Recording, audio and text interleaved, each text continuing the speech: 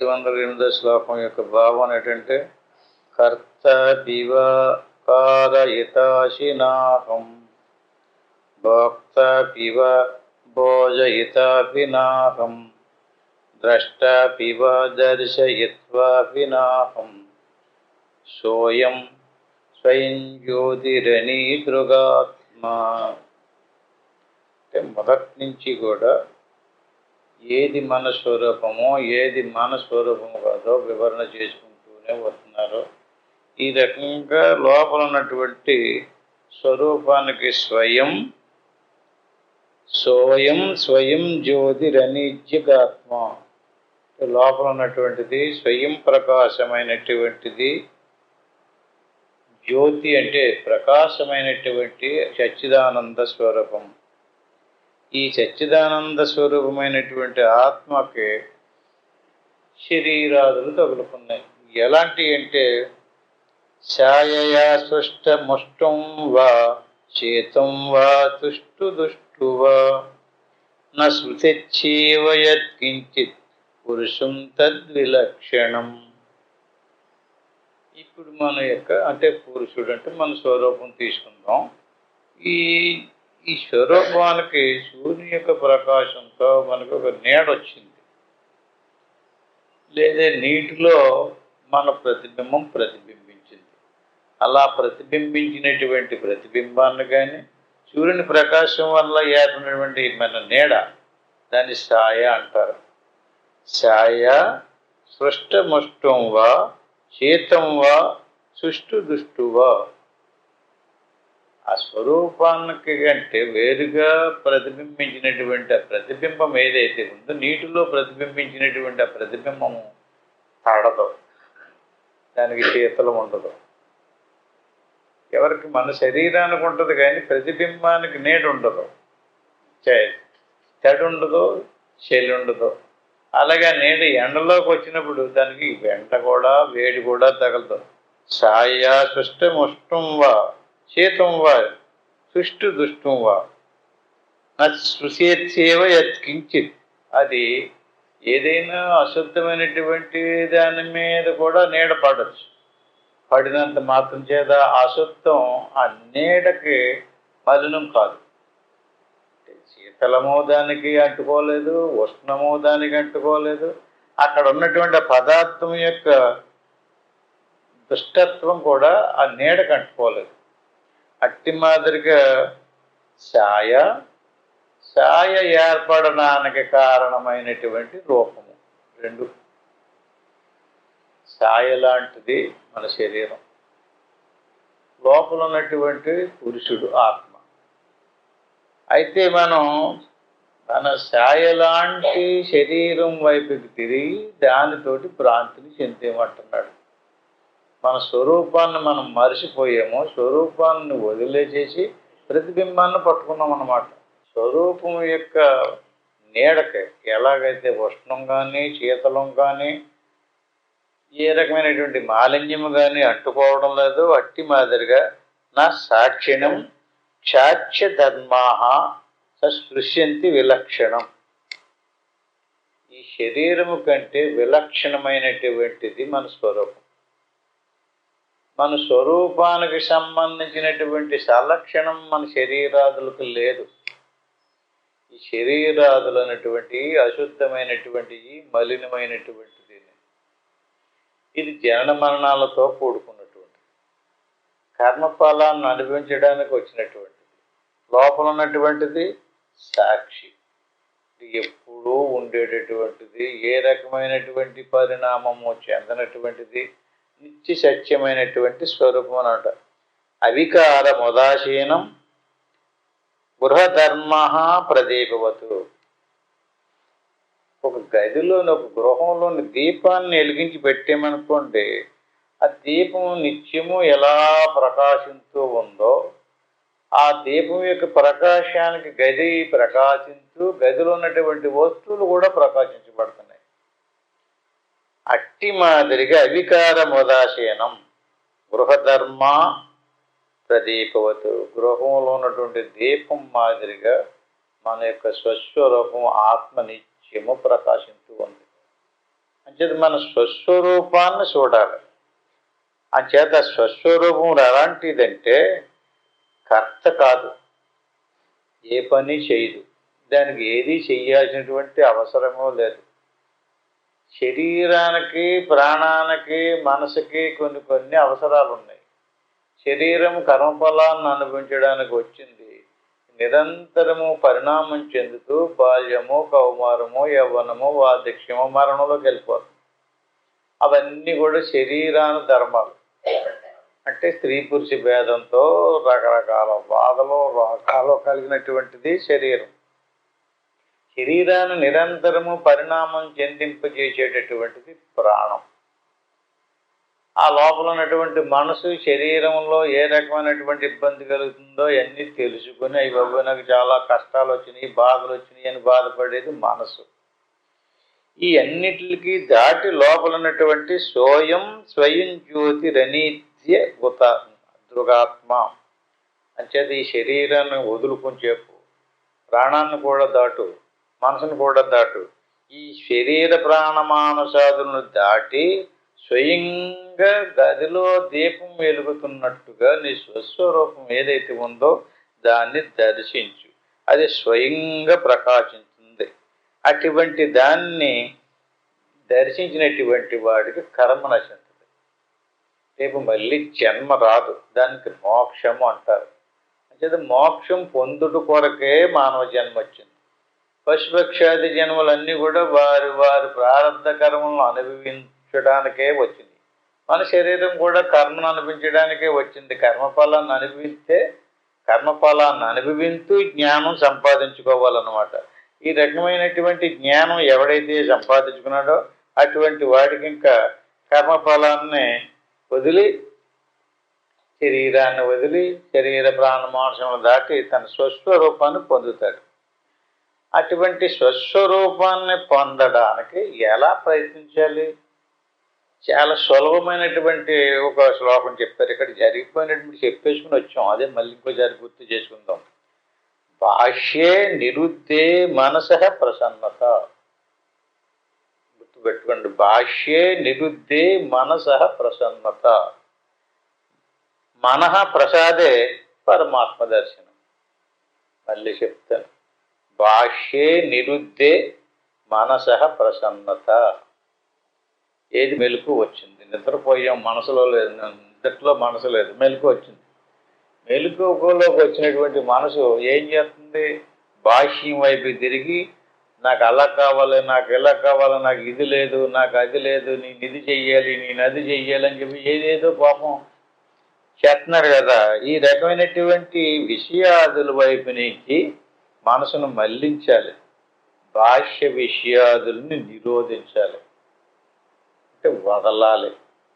బాహ్యే అంటే బయటికి, బాహ్యం అంటే వెలుపలకి, ఆంతర్యం అంటే లోపలికి. బాహ్య విషయాదుల్ని వదలకుండగా ఎవడ మనసు కూడా ప్రశాంతత ఏర్పడదు. బాహ్యే నిరుద్ధే. బయటికి వెళ్ళకో, బయటికి చూడకో, బయటికి మాట్లాడుకో, బాహ్య విషయాదులను పట్టుకోకో. ఎంతవరకు నువ్వు బాహ్య వస్తువులను వదలలేదో అంతవరకు నీకు ప్రశాంతత ఏర్పడదట. బాహ్యే నిరుద్ధే. ముందు బాహ్యం వైపు నుంచి నిరోధించి లోపలికి తిరిగి. బాహ్యే నిరుద్ధే మనసః ప్రసన్నత.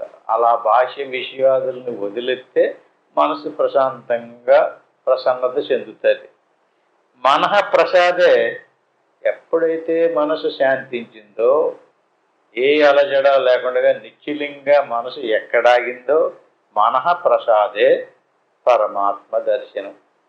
ఎవరి మనసు నిశ్చలం అవ్వలేదో వాటికి పరమాత్మ దర్శనం కాదు. అలాగా ఈ దంపుడా, ఈ దంపుడా, ఆ ఊరంపుడా, ఈ ఊరంపుడా, ఆ దేశము, ఈ దేశము, ఇది కాదని అది, అది కాదని ఇది భాష్యంలో తిరుగుతున్నాడు అనుకోండి, అక్కడ మనసుకు నిశ్చలత లేదు, ఒక నిదానం లేదు, ఒక నిర్మలత్వం లేదు. ఎక్కడ మనసు ఆగలేదో మనః ప్రసాదే పరమాత్మ దర్శనం. మనసు ఆగితేనే పరమాత్మ దర్శనం కనపడుతుంది. మనః ప్రసాదే పరమాత్మ దర్శనం. తస్మిన్ సుదృష్టే భవబంధనాశం. ఎవడికైతే పరమాత్మ దర్శనం అయ్యిందో అటువంటి వాడికి భవబంధనాశము అంటే మనిషి చనిపోయాడు అనుకోండి, చనిపోయినటువంటి వాడికి ఒక కర్మఫలం పట్టుకుని ఉంటుంది. దాన్ని అనిపించడానికి మళ్ళీ తీసుకొచ్చి పెడుతుంది, మళ్ళీ ఇంకో శరీరం.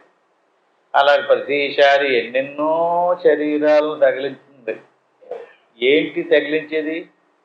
ఈ భవబంధ, భవము బంధము కర్మ.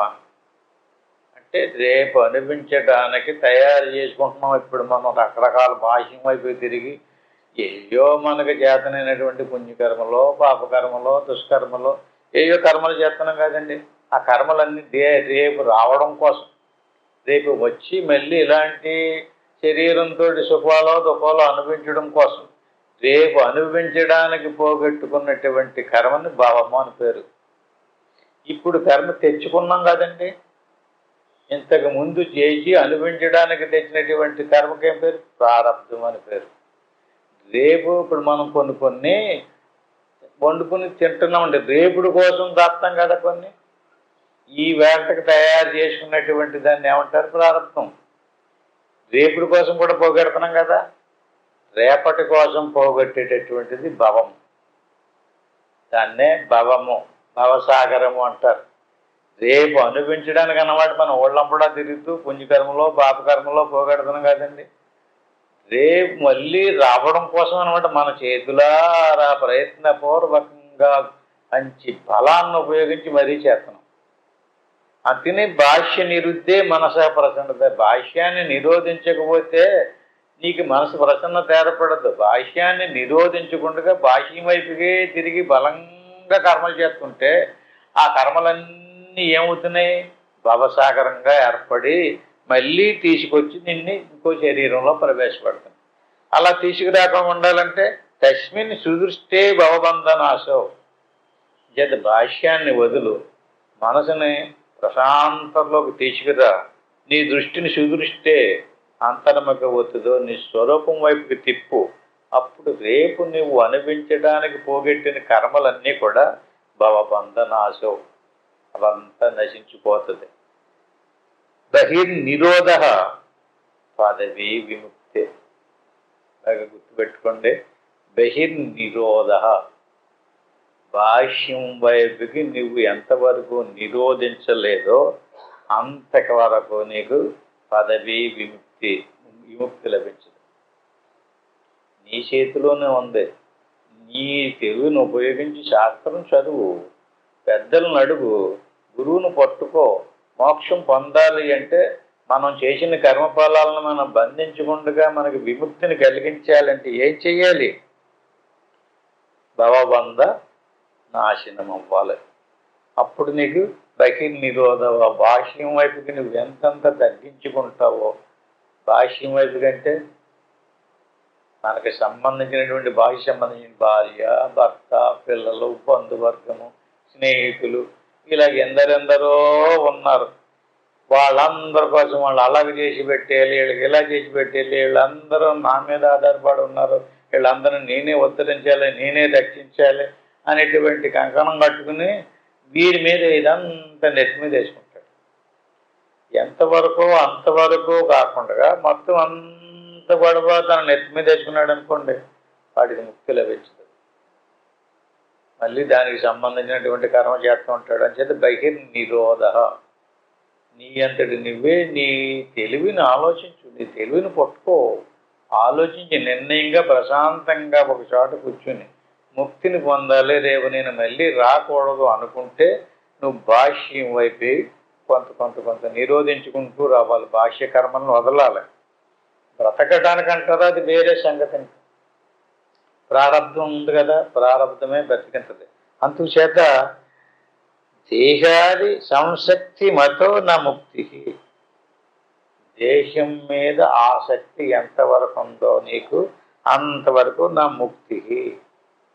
అంటే నేను చాలా గొప్పవాడిని, అందరి మీద నేను కొంచెం ఎక్కువ, నేను తెలివైనో లేదా ధనవంతున్నో లేదా బలవంతున్నో, ఇంకేదో లేదా పెద్ద అధికారం ఉందనో అదందో, దేహాది సంశక్తి మతో నా ముక్తి. నీ శరీరం మీద ఎంతవరకు నీకు ఆసక్తి నశించలేదో అంతవరకు ముక్తి నశించదు, ముక్తి రాదు. ముక్తి రావాలంటే ముక్తస్య దేహాద్య విమచ్య భావ. అంచేత దేహము నేను కాదు, దేహము నాది కాదు అనేటువంటి భావనని దృఢంగా పొద్దుట లెగ్గానే ఈ శరీరం నేను కాదు, ఈ శరీరం ప్రాణం కాపాడుతుంది, మనసు కాపాడుతుంది, శరీర ప్రాణమానసాదుల కంటే నేను సచ్చిదానంద స్వరూపమైనటువంటి ఆత్మనే, నేను ఆత్మస్వరూపాన్ని అనేటువంటి భావన తెచ్చుకుని ముక్తస్య దేహాద్య విమచ్య భావ, దేహం మీద భావన పోగొట్టుకోవాలి, తగ్గించుకోవాలి అనుక్షణం. ఎందుకంటే మెలకు వచ్చిందంటే చాలు దేహాభిమానం వచ్చేది. దేహాభిమానానికి అహంకారం అని పేరు. అహంకారంతో మాట్లాడుతుంటాడు. అహంకారం అంటే కోపం కాదండి, దేశం మీద అభిమానమే అహము అంటారు. దాంతో ఇంద్రియాదులను ఉపయోగించి కర్మలు చేస్తుంటాడు. ఆ కర్మఫలాలు మళ్ళీ బంధింతుంటాయి. అంచేత సుప్తస్యనో జాగరణం న జాగ్రత్త, సుప్తస్యనో జాగరణం న జాగ్రత్త అంటే నిద్రపోయినప్పుడు ఎలా ఉంటుందో స్థితి అట్టి మాదిరిగా నిద్రపోయినట్టుగా ఉండమంటున్నాడు. సుప్తస్యనో జాగరణం నా జాగ్రత్త, నువ్వు జాగ్రత్తలోనే ఉండు, మెలకులోనే ఉండు. నిద్రపోయినప్పుడు ఎలాగైతే ఇంద్రియాలన్నీ సైలెంట్ అయిపోయి హాయిగా సుఖంగా ఉందో అట్టి మాదిరి జాగ్రత్తలో జాగరణం నా జాగ్రత్త అంటే మెలకులో ఉండి మెలకు కలిగి ఉండమంటున్నాడు. మనందరూ మెలకులోనే ఉన్నాం కదా, మెలకువల్లో ఉండి మెలకు కలిగి ఉండడం అంటే ఏంటండి? ఆల్రెడీ మెలకుల్లోకి వచ్చాడు కదా, మెలకుల్లోకి వచ్చినటువంటి వాడు మళ్ళీ మెలకులు ఉండడం అంటే ఆత్మస్వరూపం యొక్క స్మృతి కలిగి ఉంటే మెలకు కలిగి ఉండనట్టు అనమాట. స్వప్నత్తయో నిగుణా శ్రేయత్వాతు, మెలకుల్లోకి వచ్చినటువంటి వాడు స్వప్నంలో ఎలాగైతే రకరకాల ఆలోచనలు చేస్తుంటాడో అట్టి మాదిరిగా మెలకుల్లోకి వచ్చాక కూడా అలాంటి ఆలోచనలు చేస్తున్నాడు అనుకోండి, అది స్వప్నం కింద లెక్క. అంచేత నువ్వు స్వప్నాన్ని మెలకుని దాటి సుషిప్తిలో ఉండినట్టుగా మెలకులో ఉండమంటాడు. అంతేగాని సుషిప్తులు ఉండమన్నాడు కదని చెప్పి నిద్రపోమ్మంటలేదు, జాగ్రత్తగా మెలకు కలిగి ఉండమంటున్నాడు. చలత్ ఉపాధౌ ప్రతిబింబలౌల్య మౌపాధికం మూఢధియోనయంతి స్వబింబభూతం రవివద్వినిష్క్రియం కర్తాసి భోక్త అస్మి అతో అస్మిహతి. ఉపాధి శరణము కాగా ఆ ఉపాధి గతమైన ప్రతిబింబం యొక్క శాంచల్యమును మూఢజనులు బింబభూతుడైన సూర్యుడి మీద ఆరోపించురు. అంటే ఏమిటి? సూర్యుని యొక్క ప్రతిబింబం నీటిలో ప్రతిబింబించింది. నీరు కదులుతుంటే ప్రతిబింబం కూడా కదులుతుంది. ప్రతిబింబం కదులుతుంటే సూర్యుడే కదులుతున్నాడు అన్నట్టుగా కనపడుతుందట. అది మూర్ఖత్వం, అంటే అజ్ఞానం లేక తెలియనితనం. అట్టి మాదిరిగా మనం శరీరం వైపుకి తిరిగి మన స్వరూపాన్ని పూర్తిగా వదిలేసి ఆ స్వరూపంలో ఉన్నటువంటి జ్ఞానంతో ద్వారానే శరీరం తెలుసుకుని ఆ శరీరం చేసేటటువంటి పనులన్నీ కూడా మనమే చేస్తున్నాం అనుకుంటున్నాం. శరీరమే నేను అనుకుంటున్నాం. సూర్యుడి ప్రతిబింబం ఎలాగైతే సూర్యుడి కదలకుండా ఉండినప్పుడు బింబం కదిలితే సూర్యుడే కదులుతున్నట్టు అనిపిస్తుందో అట్టి మాదిరిగా మన శరీరం వెళ్తున్నా వస్తున్నా ఏదైనా చేస్తున్నా అదంతా మనం చేస్తున్నాం అనుకుంటున్నాం. అంటే మన స్వరూపం చెయ్యటం కానీ చూడడం కానీ నడవడం కానీ లేదు. నిశ్చలమైనటువంటి నిర్వికారమైనటువంటి ఎప్పుడు ఒకే స్థితిలో ఉంది. అది గుర్తించాలి, అది కనిపెట్టాలి. అది ఆవేశపడకుండా కంగారు పడకుండా మళ్ళీ భాష్యంలోకి వెళ్ళిపోయి ఏయో తగిలించుకున్నాం అనుకోండి, అది దొరకదు. ఏకాగ్రతగా కూర్చుని ఏకాంతంగా కూర్చుని నిరంతరము కూడా మన స్వరూపాన్ని అలా పట్టు కూర్చుంటే మన స్వరూపం కదలకుండా ఉండినప్పటికీ కూడా కదిలేటటువంటి వస్తు సముదాయం వేరుగా కనపడుతుంటుంది. అప్పుడు మన స్వరూపం కదలడం లేదు. ఏవి కదులుతుంది? ఇంద్రియాలు కదులుతున్నాయి, శరీరం కదులుతుంది, మనసు కదులుతుంది, ప్రాణం కదులుతుంది, మన స్వరూపం కదులుతలేదు. నిశ్చలంగా నిర్వికారంగా ఉన్నటువంటి స్థితిని మనం స్వయంగా అనుభవపూర్వకంగా గుర్తించగలుగుతాం. చేత నిష్క్రియమైనటువంటి ఆత్మయందు చాంచల్యమును ఆరోపించడం, దీన్ని ఆరోపణ అంటారు. అంచేత నేను చేస్తున్నాను, నేను చూస్తున్నాను, నేను మాట్లాడుతున్నాను, నేను ఉద్ధరిస్తున్నాను, ఇదంతా అంతా కూడా భ్రాంతి, అజ్ఞాన కల్పితం. అంచేత నిజమే ఇంకా ఏంటంటే ఏది చేయడం లేదు, నువ్వు ఏది చూడటం లేదు. అంచేత నిశ్చలమైనటువంటి నీ స్వరూపాన్ని జలేవాపి స్థలేవాపి పృటత్వేచ జడాత్మక నాహం విలిప్యే తద్ధర్మైర్ఘటధర్మర్ నవో యథా. జలేవాపి స్థలేవాపి, ఒక కుండ ఉంది, ఒక కడవ. ఆ కుండ యొక్క ధర్మములతో ఆకాశమునకు ఎటువంటి సంబంధము ఉండదు. ఆకాశంలో కుండ తయారైంది, ఆ కుండలో నీళ్లు పోసాం, నీటిలో కూడా ఆకాశం యొక్క ప్రతిబింబం పడింది. ఆకాశంలో కుండ ఉంది, కుండలో నీరుంది, నీటిలో ఆకాశం యొక్క ప్రతిబింబం ఉంది. ఆ కుండలో ఉన్నటువంటి నీరు కదులుతుంటే ఆకాశం కదులుతున్నట్టు కనపడుతుంది. లోపల ఉన్నటువంటి కుండ లోపల ఉన్నటువంటి ఆకాశం కదలడం లేదు. ఆ నీటిలో ప్రతిబింబించినటువంటి ఆకాశం యొక్క ప్రతిబింబం కదులుతుంది. ఆ ప్రతిబింబం కదులుతుందా అంటే నీరు కదలడం వల్ల ప్రతిబింబం కదిలినట్టు కనపడుతుంది. జలేవాపి తెలేవాపి పృటత్వేచ జడాత్మక. కొండేమో జడం, లోపల ఉన్నటువంటి నీరేమో చెలింతుంది. ఆ లోపల ఉన్నటువంటి లోపల నీటికి అవకాశం ఇచ్చినటువంటి ఆకాశము నాహం విలిప్యే తద్ధర్మైర్ఘటధర్మ బోధ యథా. అంచేత లోపల ఉన్నటువంటి ఆకాశము లాంటి ఆత్మస్వరూపాన్ని వదిలేసి కొండను తీసుకున్నాడు అనుకోండి, కొండకు ఆకారం ఉంది, కొలత ఉంది, దానికి కొన్ని ధర్మాలు ఉన్నాయి, అది తయారైంది. అది ఎక్కడ వచ్చిందో, దాని గోత్రం ఏటో, దాని కులం ఏటో, అది స్త్రీయో పురుషుడో, కుండ తయారైంది కదండి. అది ముంత, మూగుడ, కడవ, బాణ, దానికి ధర్మాలు ఉన్నాయి, దానికి ఒక ఆకారాలు ఉన్నాయి. అట్టి మీదగా నాహం విలిపే ఆ కుండ లాంటిది శరీరం తయారైంది, వచ్చింది. దానికి అడ్రస్ కూడా ఉంది, పలానా పలానా స్త్రీ పురుషుల ద్వారా వచ్చింది. దానికి లోపల ఉన్నటువంటి ఆకాశం లాంటి ఖాళీ ఉంది కదా ఆత్మ, అందులో ఆ ఖాళీలోకి మనసు ప్రవేశించింది. మనసు ప్రవేశించి మనిషిని ప్రపంచమంతా తిప్పుతుంది. ఇది కాదని, అది కాదని, అదని, ఇదని, ఇదని.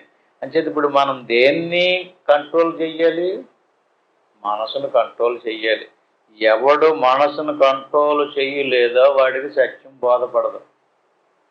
మనసు చేతిలోనే ఉంది సీక్రెట్ అంతా కూడా. ఆ మనసు అనేటువంటిది ఎలాంటిదండి? నీ కొండలో కొండ ఖాళీలో పోసిన నీరు లాంటిది. నీరు కొండను ఎలా కలిపినా అలా కలిపినా సరే కదులుతూనే ఉంటుంది. మనసు కూడా నిత్యము కదులుతూనే ఉంటుంది. అంచేత ఆ నీటిలో ప్రతిబింబం పడింది, ఆకాశం యొక్క ప్రతిబింబం. అట్టి మాదిరిగా మన మనసులో తెలివి ఉంది. ఈ తెలివి ఆత్మ యొక్క ప్రతిబింబం.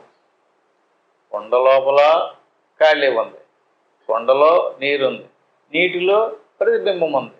ప్రతిబింబం ఎలాంటిది? తెలివి. ఇప్పుడు మన తెలివి ఉంది, మన తెలివితోటి రకరకాల లెక్కలు కడుతున్నాం, ఆలోచనలు చేస్తున్నాం. మనసు లేకపోతే తెలివి లేదు, మనసు వస్తేనే తెలియదు. నీరు లేకపోతే ప్రతిబింబం లేదు, నీరుంటేనే ప్రతిబింబం పడుతుంది. కొండను మార్చవలసింది నీరుని తీసేయండి. నీరుని తీసేయటం అంటే మనసును ఆఫ్ చేయాలి. మనసు తీసేస్తే నీరుని తీసేసినట్టు. ఎప్పుడైతే మనసు ఎక్కడ తీసేస్తామంటే ఎలా తీసేస్తాం? ఇందాక స్టార్టింగ్లోనే చెప్పాడు. ఏమని చెప్పారు? బాహ్య నిరుద్ధే మనస ప్రసన్నత. మనసు ప్రసన్నత చెందాలి అంటే బాహ్యం వైపుకి పోకుండా నిరోధించడమే నీరుని తీసేయటం. నీరుని తీసేస్తే ఎలాగైతే కదలకుండా ఉంటుందో అట్టి మాదిరిగా బాహ్యం వైపు చూడకండి, వినకండి, మాట్లాడకండి అన్నారనుకోండి, అలా కళ్ళు మూసుకుని ప్రతిరోజు కొంత కొంత ప్రాక్టీస్ చేయండి, అభ్యాసం చేయండి. వినడానికి కానీ, చూడడానికి కానీ, మాట్లాడడానికి, చెప్పడానికి కానీ ఏ ప్రయత్నం చేయొద్దు. ఊరుకునే ఉండండి. బాహ్యం వైపు వెళ్ళొద్దు అసలు. అలా వెళ్ళకుండా రోజు ఒక అరగంటో, గంటో, పావు గంటో, 2 గంటలో, 3 గంటలో ప్రయత్నం చేయండి. అలా కొంతకాలానికి మనసు కదలకుండా బాహ్యంలోకి వెళ్ళనివ్వకుండా ఆపు చేస్తే అప్పుడు మనసు ఆగిపోతుంది. ఎప్పుడైతే మనసు ఆగిపోయిందో మన స్వరూపం గోచరం అవుతుంది అప్పుడు. ఎందుకంటే కొండ లోపల ఉన్నటువంటి ఖాళీ ఎలాగైతే కదలకుండా నిశ్చలంగా ఉందో అటువంటి నాహం విలిప్యే ధర్మేర్ ఘట ధర్మేర్ నభో యదాహ అంచేత జలము కాదు, ప్రతిబింబము కాదు, కొండ కాదు, కొండలో నుండి ఆకాశం లాంటి వాడుకు నువ్వు.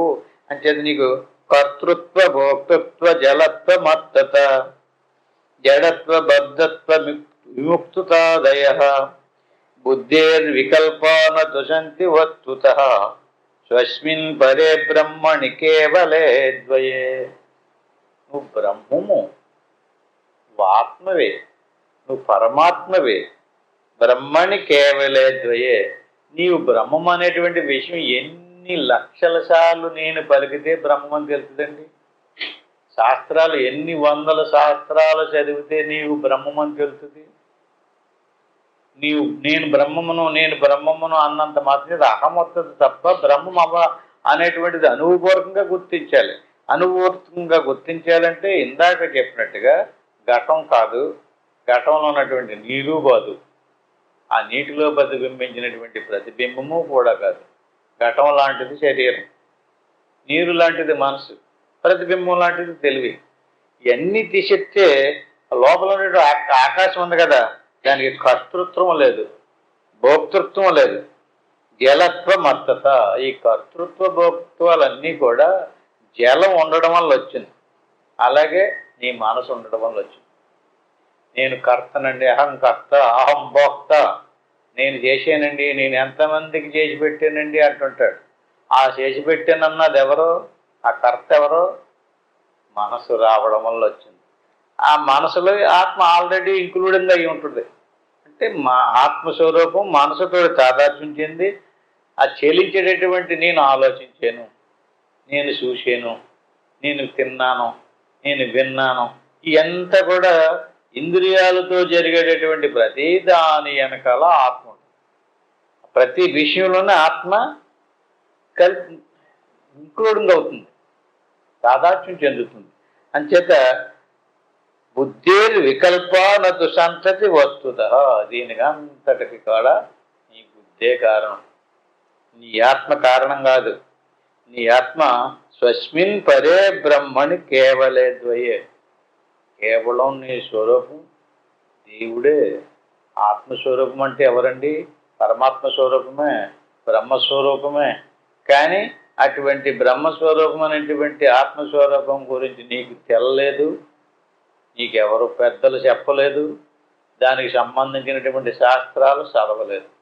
ఆ చదవకపోవడం వల్ల మరి ఒకవేళ ఎక్కడైనా సడన్గా ఇలా చెప్పారనుకోండి, ఇలా చెప్పినంత మాత్రం చేత అతని బుద్ధి మారిపోదు కదా.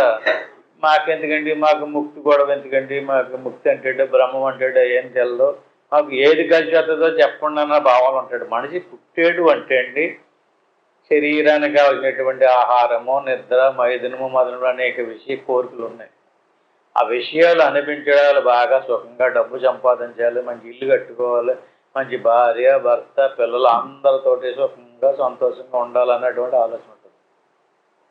అలాంటి కోరికలతో ఉన్నటువంటి వాడికి భాష్యానికి వెళ్ళకో, భాష్యం వైపు ఆలోచించకో, భాష్యాన్ని చూడకో, మొత్తం అన్నీ వదిలేసి లోపల దిగి నీ స్వస్వరూపం దర్శించమన్నాడు అనుకోండి, నాకు దాని గొడవ ఎందుకండి బాబు, ఇప్పుడు నాకు ఇన్ని సమస్యలు ఉన్నాయి, ఈ సమస్యలు పరిష్కారం చేసేటటువంటి ఏదన్నా ఉపాయం ఉంటే చెప్పండి అంటాడు కదా. అప్పుడు ఏం చేశారంటే వాడిని తిప్పాలి. అందుకని బాబా అయితే నువ్వు ఈ పని చెయ్యి, ఈ మంత్రం చదువుకో, నీకు ఇవన్నీ సరైపోతే, లేదా ఈ దేవుడిని పూజించుకో, ఇవన్నీ నీకు కలిసి వస్తాయి, ఆ దేవుడు నీకు ఉపకారం చేస్తాడు, నీకు అనుకున్నటువంటి అన్నీ జరిగిపోతాయని చెప్పేసి టేపుకి తిప్పడం కోసం అలా మళ్ళించారు. అచ్చేది అజ్ఞానం భావనార్థాయ ప్రతిమా పరికల్పిత.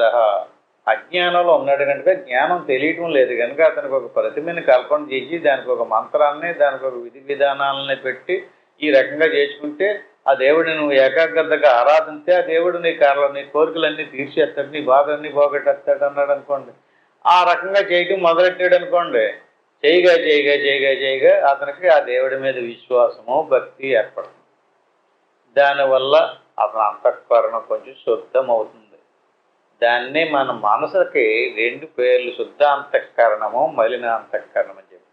మలినాంతఃకరణంతో ఉన్నటువంటి వాడికి బ్రహ్మ విద్యోపదేశం చేయకూడదని శాస్త్రం నిషేధించింది. ఎందుకంటే వాడు వేరే ఇంకో కోణంలో ఆలోచిస్తాడు. నాకు ఏటి ఉపకారం ఏంటి, ఉపయోగం ఏంటి, ఇది మీరు చెప్పినటువంటిది బాహ్యంగా అన్ని వదిలేసి జిల్లా కూర్చోండి, ఎప్పుడో ముక్తి అంటారు. ఆ ముక్తి వచ్చేదాకా తర్వాత మాది ఇప్పుడు మాకు ముక్తి కావాలి, ఈ ఆలోచనతో ఉంటాడు కదా. అందుకని అతన్ని కొంచెం శిక్షణలో పెట్టడం కోసం ఈ కర్మోపదేశాలన్నీ చేశారు. ఆ రకంగా తయారైనటువంటి వ్యక్తికి నింపాదిగా జ్ఞానంలోకి తీసుకురావాలి. జ్ఞానంలోకి తీసుకొచ్చినటువంటి వాడికి నీ స్వరూపం సాక్షాత్తు బ్రహ్మమే నాయన, ఆత్మస్వరూపము. అంటే అటువంటి ఆత్మస్వరూపము అయినటువంటి స్థితి నీకు తెలియాలంటే ఈ రకంగా యోగ మార్గంలోకి రా. అందుకని కర్మ, ఉపాసన, యోగం, జ్ఞానం, ఈ రకమైనటువంటి ఈ జడత్వ బుద్ధిని పోగొట్టి, అంటే జడత్వ బుద్ధి ఏంటండి, అజ్ఞానంతో నేను జడమును అంటే ఏంటండి, జడమేదండి, శరీరం జడం, రక్తమాంసాదులతో కూడుకున్నటువంటి ఒక వస్తు సముదాయం, ఒక ఆకారం అది. అటువంటి జడత్వ బుద్ధిని పోగొట్టాలి. ఆ జడత్వ బుద్ధి పోతే జడత్వ బుద్ధత్వ విముక్తిదాదయ. జడత్వ భావన పోవడమే విముక్తి. నువ్వు జడానివి కాదు, అది చైతన్యానివి. సచ్చిదానంద స్వరూపమైనటువంటి చైతన్య స్వరూపమే నీ స్వరూపము. చైతన్య స్వరూపమైనటువంటి నీ స్వరూపాన్ని, చైతన్య స్వరూపాన్ని వదిలి చైతన్య స్వరూపం జ్ఞానస్వరూపం. శరీరం జడం, శరీరం అజ్ఞానం, శరీరం దుఃఖం, శరీరం బాధ, శరీరం కర్మ, శరీరం సావు పుట్టుకతో కూడుకున్నటువంటిది. నీ స్వరూపము చైతన్యం, జ్ఞానం, ఆనందం, సావు పుట్టుకలు లేనటువంటి సచ్చిదానంద స్వరూపం. అటువంటి నీ స్వరూపాన్ని నువ్వు పొందాలంటే బుద్ధి వికల్పానతు సంతి వస్తుత. నీ బుద్ధి మారాలి. ఎంత చెప్పినప్పటికీ నీ బుద్ధి మారలేదనుకోండి, మళ్ళీ బయటికి వెళ్ళిన తర్వాత మామూలుడు అయిపోతుంటాడు. అంతే, మళ్ళీ ఈదులంలో తిరుగుతుంటాడు. అంచేత ఏది మారాలి? బుద్ధిలో వికల్పన అంటే కల్పన చేసినటువంటిది, ఇదంతా కల్పన చేశారు. ఈ రకంగా భగవంతుడి వైపుకి తిరగడం కోసం, భక్తి ఏర్పడడం కోసం, మనసు శుద్ధం అవ్వడం కోసం తయారు చేశారని ఈ రకంగా బుద్ధి యొక్క కదలికని, వికల్పం అంటే బుద్ధి యొక్క కదలికని ఆపాలి, మనసు యొక్క కదలికని ఆపాలి. అలా ఆపినప్పుడు మనసు ఎక్కడ కదలకుండా ఆగిందో, బుద్ధి ఎక్కడ కదలకుండా నిలిచిందో అక్కడ నీ స్వరూపం స్వస్మిన్ పరే బ్రహ్మణి, నీ స్వరూపము బ్రహ్మమే అనేటువంటి విషయం నీకు గోచరమవుతుంది. ఎంతవరకు నీకు మనసు నిలబడలేదో, ఎంతవరకు నీకు మనసు శ్వాస ఆగలేదో అంతవరకు మన స్వరూపం ఎలా ఉన్నదన్నది మనకు తెలియదు.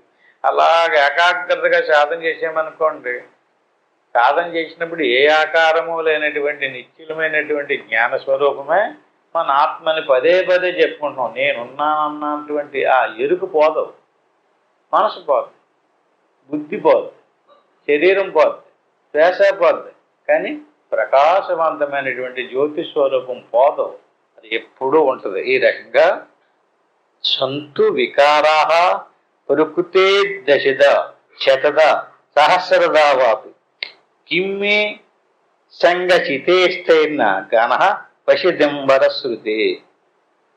ఈ ప్రకృతి ఏదైతే ఉందో జడం, ఈ జడమైనటువంటి వస్తువు వికారాహ. వికారం అంటే ఏంటండి? మార్పు చెందుతూ ఉంటుంది. ఇది ఎలా వికారం చెందుతుందంటే దశద, శతద, సహస్రద. దశద అంటే దశ అంటే 10, శతద అంటే 100, సహస్రం అంటే 1000. ఇలాగ 10, 100, 1000 శరీరాలు తీసుకొచ్చి పెడుతుంటుంది. ఇప్పుడు మనకి ఇది ఒకటే వచ్చింది శరీరం, ఇప్పుడే వచ్చాము, ఇదే ఫస్ట్ జన్మ అనుకుంటున్నారా? ఇప్పటికి ఎన్ని వేల జన్మలైనయో తెలియదు. ఆ పరంపరలో ఎలాంటి శరీరాలు వచ్చినాయో తెలియదు. సంతు వికారాహ ప్రకృతి దశద. ఈ ప్రకృతి అనేటువంటిది ఏదైతే ఉందో దీన్ని మనం వదలకపోతే, దీన్ని దాటకపోతే, దీన్ని వదిలించుకోకపోతే ఇలాగ 10లు 100లు 1000 శరీరాలు తెచ్చి పెడతానే ఉంటుంది. ఇది పోయిందనుకోండి, ఎక్కిపోయినట్టు కాదు, మళ్ళీ ఇంకో శరీరం తీసుకొచ్చి పెడతాయి. అప్పుడు ఆ వచ్చినటువంటి శరీరం ఎలాంటి శరీరమో తెలియదు. అంచేత ఈ శరీరాల కంటే కిమ్మే సంగశితేస్థైర్న గణ పశిదింబరం సుశితి. చిత్తు అంటే చైతన్యం, అంబరం అంటే ఆకాశం అలాంటి చైతన్య స్వరూపం, నిరాకారమైనటువంటి నీ ఆత్మస్వరూపం. అటువంటి ఆత్మస్వరూపాన్ని నువ్వు చిదంబరం సృష్టి. ఆ చైతన్య స్వరూపాన్ని అలా ద్రష్టగా పెట్టుకుని, సాక్షిగా పెట్టుకుని దాని చుట్టూ 10లు 100లు 1000 అలా ఎన్నో శరీరాలు తీసుకొచ్చి పెడుతుంది. ఆ లోపల ఉన్నటువంటి వాడు ఆ వస్తువు పోతూ ఉండేటటువంటి శరీరాలను చూసుకుని, ఇప్పుడు నేను మనిషిని, ఇప్పుడు నేను స్త్రీని, ఇప్పుడు నేను పురుషుణ్ణి, నేను ఇప్పుడు పశువుని, ఏ శరీరం వస్తే ఆ శరీరం వైపుకి తిరిగి కిమ్మే సంగశితేర్న, నీవు చైతన్య స్వరూపమైనటువంటి, నీవు చైతన్యరహితమైనటువంటి జడ వస్తువు వైపుకి తిరిగి ఆ జడాను నేను అంటున్నావు, ఆ జడమైనటువంటి శరీరాన్ని నేను అంటున్నావు. నేను స్త్రీని, నేను పురుషుణ్ణి, నాకు బాధలు ఎక్కువ, నాకు భయాలు ఎక్కువ, నాకు పిల్లలు ఎక్కువ, నాకు డబ్బు లేదు, నాకు ఇల్లు లేదు, నాకు అది లేదు, లేదా నాకు అది ఎక్కువ, నాకు ఇది ఎక్కువ. ఈ రకమైన దానితో సంఘం అంటే అటాచ్మెంట్ అందులో కలిసిపోతున్నారు. దాన్ని ఎడగొట్టుకోవాలి. ఎడగొట్టుకుని ఈ సంఘం ఘనహ అంటే ఏంటండి, నీరు గట్టబడిపోతే ఉప్పు కళ్ళు అంటారు. ఉప్పు నీరేనా? మన ఐషో అది కూడా నీరే కదా. అట్టి మాదిరిగా మన స్వరూపం జడమైనటువంటి దాని వైపు తిరిగి ఘనమైపోయింది. నేను జడమే అనేటువంటి భావన పండిపోయింది. అటువంటి భావాన్ని మనం నింపాదిగా కరిగించుకోవాలి.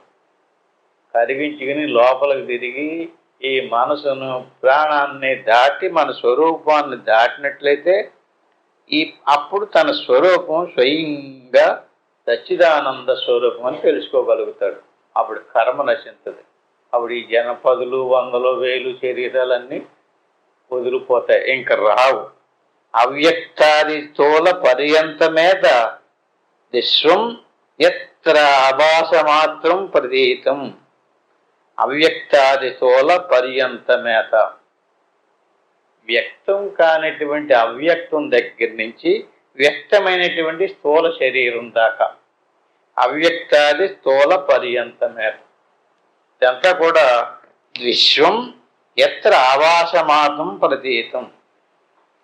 ఈ శరీరమే కాదు, ఈ విశ్వంలో ఎక్కడెక్కడ ఏ ఆకారాలు ఉన్నాయో విశ్వం ఎత్ర ఆవాసమాత్రం, ఇదంతా కూడా ఆవాస కల్పన, సంకల్పం మాత్రంతో బ్రహ్మదేవుని యొక్క సంకల్పంతో తయారైనటువంటిది ప్రపంచం అంతా కూడా. విశ్వం ఎత్ర ఆభాసమాత్రం ప్రతీతం. ప్రతీతం అంటే వ్యక్తం అవుతుంది, కనపడుతుంది. మనుషులుగా, పశువులుగా, జంతువులుగా, రకరకాల వస్తువులుగా ప్రతీతం అవుతుంది కదండి. ఇదంతా కూడా ఆభాస అంటే కల్పన, ఊహ. నీ మనసు ఏ ఊహ చేయకుండా, ఏ కల్పన చేయకుండా ఆగిపోయిందనుకోండి, నీకు శరీరము ప్రాణము మనసు కనిపించవు.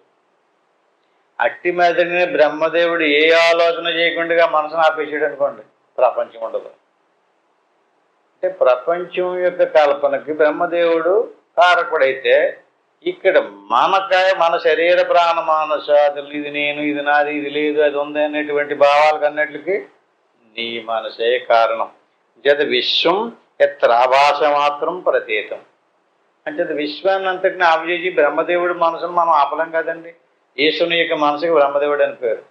దాని జోలికి వెళ్ళొద్దు. విశ్వాన్ని మాయ చేసేద్దాం, మాయం చేసేద్దారని చెప్పి చూడకూడదు. విశ్వాన్ని మార్చేయాలంటుంటాడు ఒకడు, అందరికీ జ్ఞానం చేసేయాలి, యోగులు చేసేయాలంటుంటాడు.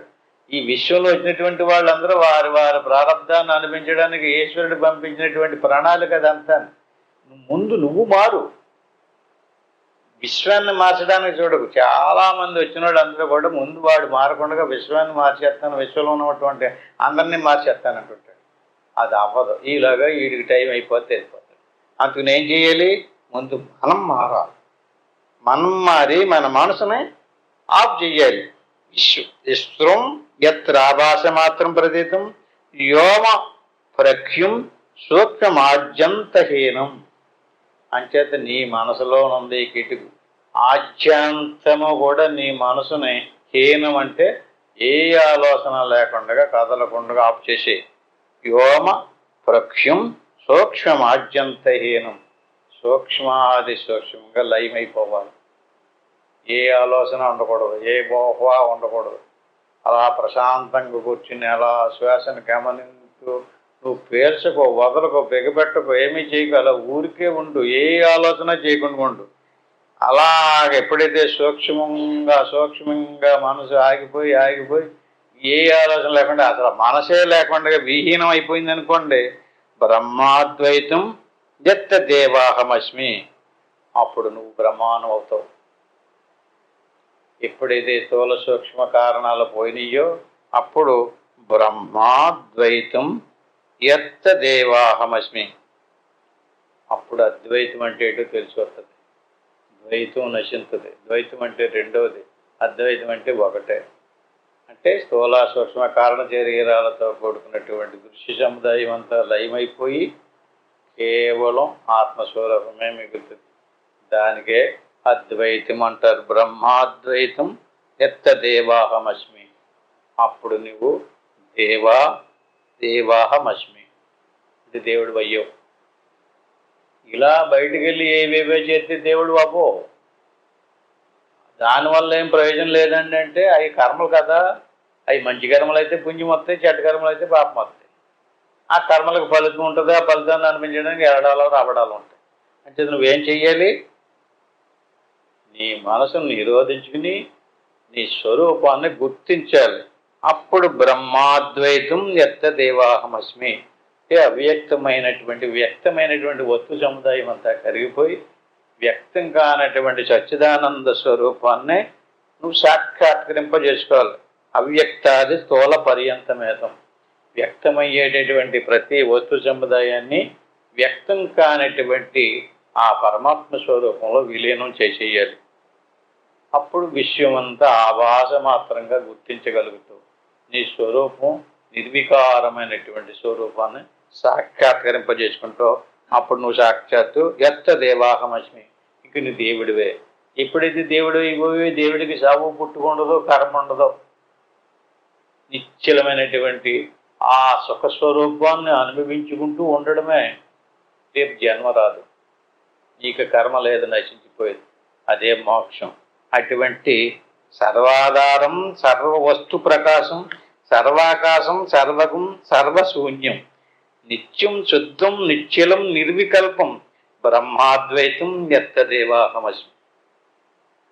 ఈ శ్లోకాన్ని వచ్చే వారం చెప్పుకుందాం. ఇద్దరితో ముగించుకుందాం. హరి ఓం తత్సత్. ఆత్మబంధువులారా, ఏదైతే చెప్పుకున్నామో ఇప్పుడు దాకా అటువంటి దాంట్లో ములుగుదాం. ఏం చెయ్యాలి? ఆల్రెడీ ఇప్పుడు దాకా చెప్పినటువంటిదే చక్కగా ప్రశాంతంగా కూర్చుని గురురు బ్రహ్మ, గురురు విష్ణువు, గురుదేవ మహేశ్వర, గురువు సాక్షాత్తు పరబ్రహ్మ, తస్మై శ్రీ గురువే నమః. దీన్ని గురుమంత్రం అంటారు. దీన్ని ఒకసారి అనుకోవాలి. ఓం నమ శివాయ. దీన్ని వెంకటేశ్వరి మంత్రం అంటారు. దీన్ని 3 సార్లు అనుకోవాలి. ఆ పైన ఏమీ అనుకోకుండా వస్తూ పోతూ ఉండేటటువంటి ఆ శ్వాసను గమనించు. శ్వాస మనసు దాటిపోయి మన లోపల ఉన్నటువంటి నేను అనేటువంటి అహమూర్తి ఏదైతే ఉందో దానిని మనం దర్శించాలి. దాన్ని సమాధి అంటారు. అటువంటి సమాధిలోకి వెళ్ళేదాకా అలా ప్రతిరోజు అభ్యాసం చేయాలి. ఇప్పుడు కూడా అలాగే గురుమంత్ర, పంచాక్షరి మంత్ర అనంతరం శ్వాసను గమనిస్తూ కూర్చోండి. ఇంటికి వెళ్ళిన తర్వాత ఎవరెవరికి ఎంత అవకాశం ఉంటే అంత ప్రయత్నం చేయండి. ఇప్పుడు మాత్రం నేను ఓంకారం చెప్పేదాకా అలా చక్కగా కూర్చున్నాను. ఓం.